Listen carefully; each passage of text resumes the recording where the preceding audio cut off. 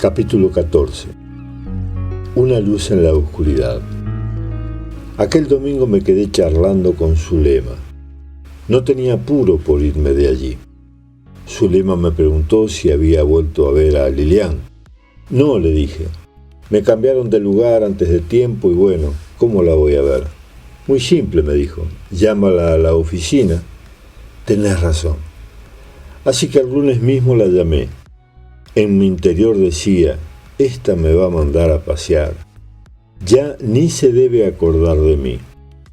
Aunque no habían pasado tantos días, pero grande fue mi sorpresa cuando a través del teléfono oí su inconfundible timbre de voz y pregunté suavemente, ¿Lilian?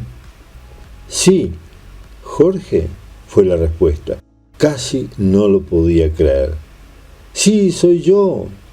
Bueno, allí vinieron una serie de aclaraciones de que me habían sacado, no nos habíamos despedido, después de tantos días y tantas otras palabras sin sentido. Como noté que su reacción era buena, casi me daba la sensación de que estaba esperando que la llamara. Largué la estocada final. ¿Qué te parece si nos vemos y charlamos? ¿Podés? Sí, ¿por qué no? Aquella respuesta era todo lo que necesitaba. A la noche siguiente le pedí prestado el auto a mi amigo Ricardo y allá me fui a esperar a aquellos ojos negros. Lo del auto no era para impresionarla, simplemente pensé que en un auto hay más intimidad, se está más cerca, etc. Me hice la película, pero Lilian no era una mujer fácil. Nos fuimos a un bar, charlamos de todo un poco, sobre todo de religión. Yo le cuestionaba todo y argumentaba en contra. Al fin de cuentas no me interesaba de Dios y si había un Dios hasta ahora, yo solo había visto injusticias por todas partes. Creía en un Jesús revolucionario, luchando por los pobres y oponiéndose a los ricos, pero no creía en un Jesús perdonador. De hecho, yo guardaba mucho odio y rencor en mi corazón y ni por asomo pensaba en perdonar a los que me habían hecho tanto daño. La charla se extendió, pero hubo un momento que creo fue trascendental para lo que vendría después. En un momento le comenté que había vivido por unos años en Dinamarca. Ella abrió sus ojos muy grandes y dijo, ¿de veras? Sí, ¿por qué? Entonces me contó que durante mucho tiempo ella había estado orando por la obra misionera y el lugar que tenía en su corazón era Dinamarca. No tenía referencias del lugar, pero oró de la siguiente forma. Si ese sentir provenía de Dios, alguien que no la conociera le hablaría de Dinamarca, alguien de allí o que hubiese estado allí. Increíble, dije yo. Bueno, aquí tenés al hombre que te puede hablar de ese país.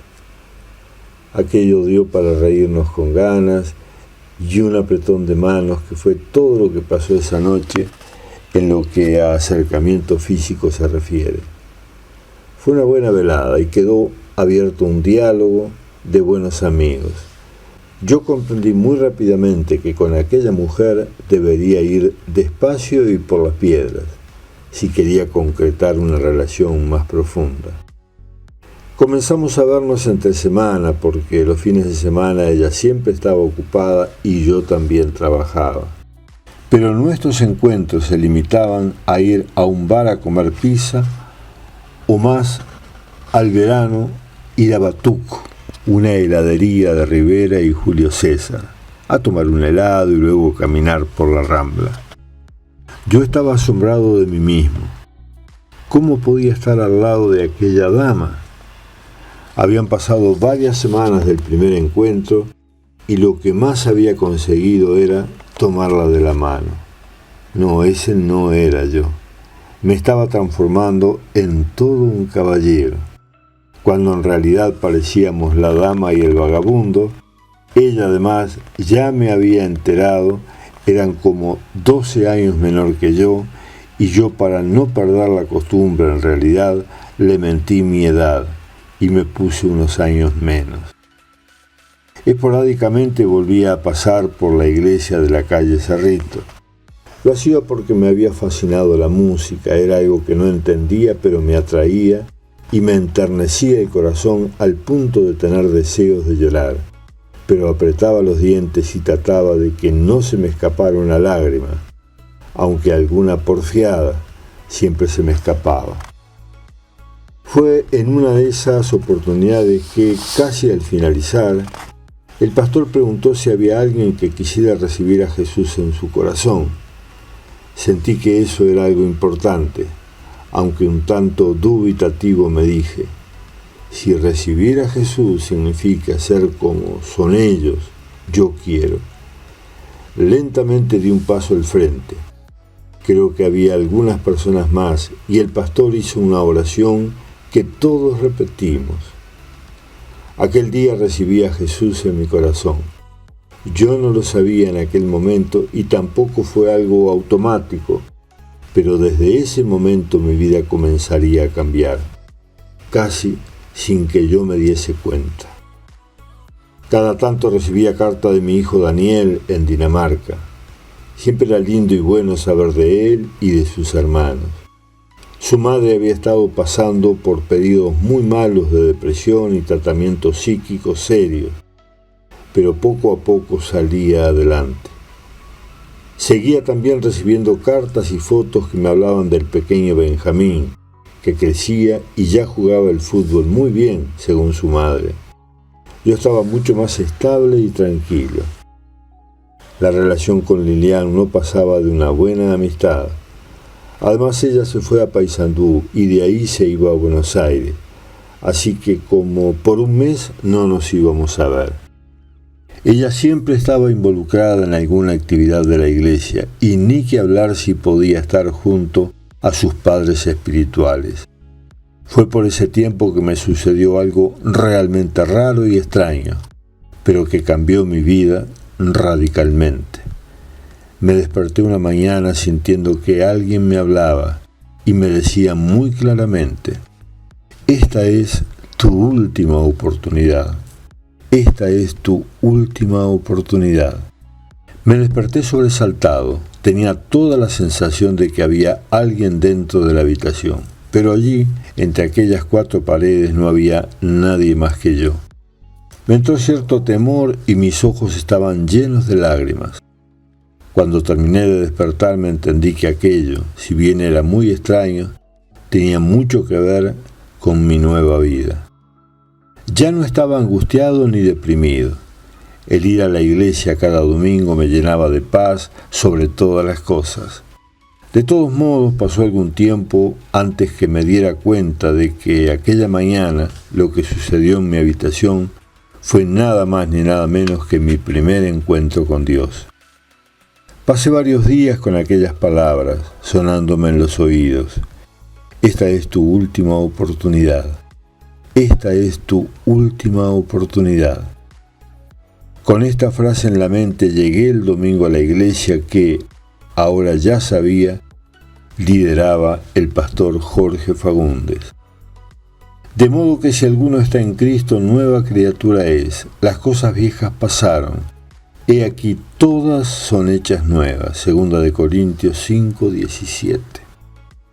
Comenzaba a darme cuenta de algunas cosas que habían estado mal en mi vida últimamente. Poco a poco me había ido hundiendo y estaba harto de lo que me rodeaba. Era increíble, al comienzo de mis 46 años estaba solo y destruido, con una pesada carga como si tuviera el doble de años, sin objetivos y con ganas de morirme. Ahora, ya en los albores de los 47, parecía que todo comienza nuevamente. Cambia, todo cambia. Cambia, todo cambia. Esa letra me suena conocida. Estaba muerto espiritualmente y ahora tengo un nuevo espíritu. Esa letra me suena conocida. Me encantaba tararearla allá en Dinamarca, cuando todo iba bien y estaba contento, y de pronto me vino nuevamente a la mente. Pasó otra Navidad. Comienza un nuevo año para mí. Es el comienzo de una nueva vida. Días antes de la Navidad del 93, me encontré con Lilian, que había vuelto de Buenos Aires. Estaba radiante, llena de alegría y vigor. Venía de una convención de la Iglesia Evangélica en Argentina. Le conté mi experiencia. Se alegró enormemente y me dijo: Jorge, eso es muy serio. Es Dios hablándote. Lo tenés que tomar muy en serio. Bueno, sí, creo que sí. ¿Sabes una cosa? Estoy yendo a la iglesia todos los domingos. ¡Qué bueno! ¡Qué bueno! Aquella Navidad fue la Navidad de la esperanza. Pero no fue hasta fines de enero del 94 cuando la relación con Lilian se formalizó realmente y se transformó en mi nueva experiencia de vida. Ya no trabajaba las 24 horas del día, pero debía respetar los tiempos de Lilian. Ella tenía su trabajo, sus días de gimnasia, sus días de reunión. Era obrera en su iglesia de la misión finlandesa. En ese momento el pastor era Ricardo Romero. Pero amaba a sus padres espirituales, Alberto Larrea y su esposa Nivia. Y para colmo de males era una de sus hijas más consentidas. Así que la cosa pintaba más complicada para conseguir la aprobación de ellos.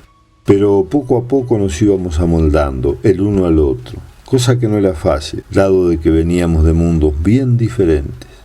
La relación con Lilian no era lo que yo me había imaginado. No era para nada una relación pasional, porque ella siempre se encargaba de poner el freno y los paños fríos.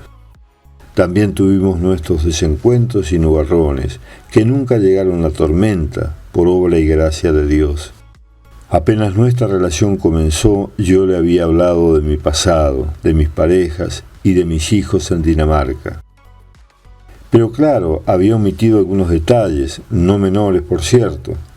Por ejemplo, mi pasaje por la cárcel de Dinamarca, cosa que a ella no le cayó nada bien, y mi sinceridad estuvo a punto de romper todo aquel maravilloso idilio en sus comienzos. Pero Dios estaba entre nosotros y todo volvió a la normalidad. Claro que lo que a mí me parecía normal, para ella era todo lo contrario. Veíamos la vida desde muy distintos puntos de vista. Había conocido a sus padres, dos personas fantásticas, mayores, pero con un dinamismo y una vitalidad envidiable para su edad. Además eran de izquierda, cosa que me gustó mucho, al igual que su hermano. Roberto, su hermano, resultó ser un excelente cuñado, alegre y bonachón, y sobre todo muy trabajador. Pero había una particularidad: sus padres estaban separados. Por tanto, su padre se había ido a vivir al campo, cerca de Santa Rosa, por la ruta 33. Así que allá me fui a conocerlo. Me sorprendió su vitalidad. A sus casi 70 años trabajaba en la tierra y con gran sacrificio había construido una vivienda allí y vivía solo. Para mí eso era admirable.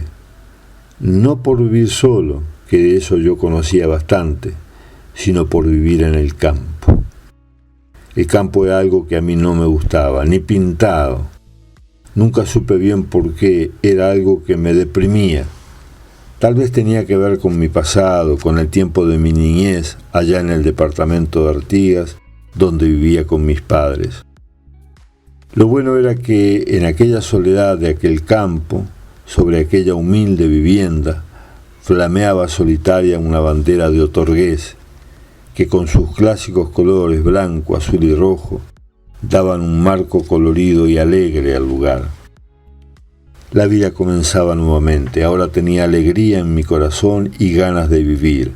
De a poco iba conociendo y afirmándome en las cosas de Dios, descubriendo un nuevo mundo, pero aún tenía en mi interior odios y rencores del pasado, hasta que llegó el día de renunciar a todo aquello. Nos reunimos una tarde en la iglesia con el pastor y comenzó a orar y a pedirme que renunciara a todas aquellas cosas que me hacían mal y perdonar a todas aquellas personas que me habían hecho daño. Fue un tiempo terrible de lucha conmigo mismo, de lucha interior con mis sentimientos y mis ideas. Por momentos sentía que perdonar a aquellos que me habían hecho tanto mal era como traicionarme a mí mismo. No lo concebía. En un momento solté la palabra perdón. Recuerdo que el pastor me dijo: ahora has perdonado de palabra, en el tiempo perdonarás de corazón. No sabía cómo, pero él sabía que sería así, y sabía lo que pronunciar aquella frase me había costado. Como sabía que yo no estaba plenamente convencido de la veracidad de aquellas palabras. Todo aquello nuevo que me sucedía eran etapas que iba quemando y cosas que sucederían en el tiempo venidero, en un proceso imparable, sobre el cual yo, que siempre creía ser mi voluntad, ya no tenía control. Después de la sanidad interior vino el bautismo en las aguas, y ese fue otro día muy especial y el comienzo de una nueva etapa. Allí en la iglesia de la calle Cerrito estaba Zulema, que se había transformado en mi madre espiritual. Estaba Lilian y mi sobrina Natalia. Cuando el pastor Jorge pronunció las palabras, sentí que algo diferente y muy bueno estaba pasando en mi vida. El tiempo prosiguió su marcha inexorable y los cambios en mi vida se sucedieron. Sentía que ahora podía mirar a Lilian de otra manera. Entendía un poco más su forma de ver la vida. A mediados de marzo del 94 comenzamos a preparar con Lilian nuestro casamiento. Y finalmente, el 2 de febrero del 95, nos casamos en la Iglesia Evangélica Armenia. Definitivamente mi vida había cambiado y había cambiado para bien. Había abrazado con todo mi ser el Evangelio de Jesús y al tomar ese camino mi vida comenzó a ser otra. Cuando nos casamos hacía ya un año que vivía en la casa de Zulema, pues ella no quería que viviera entre aquellas 4 paredes de la habitación de la calle Pagola. Es cierto que muchos de mis conocidos, sobre todo en el trabajo, no creían mucho en mi cambio y otros se burlaban. Pero yo ya estaba cambiando la cabeza, es decir, ya no reaccionaba con violencia o me irritaba fácilmente. Simplemente sonreía. Tenía paz y tranquilidad en mi interior. Ya nada me sacaría de esa posición. Había entendido muy bien que si Jesús estaba conmigo, ¿quién podría estar contra mí? Al año y 4 meses después de casados nació Richard Daniel, nuestro primer hijo. Y 2 años y 1 mes después nació Gianina. Por este tiempo un acontecimiento familiar ensombreció por un tiempo nuestro andar. Mi cuñado Humberto, con quien nos conocíamos desde la adolescencia, el que siempre me recibió en las malas de su casa, falleció. Había estado enfermo de cáncer y finalmente no resistió más. Con él habíamos compartido tiempos lindos de asados, de victorias futboleras y amarguras políticas. Teníamos la misma edad, éramos hinchas del mismo cuadro, defendíamos las mismas causas e ideas políticas.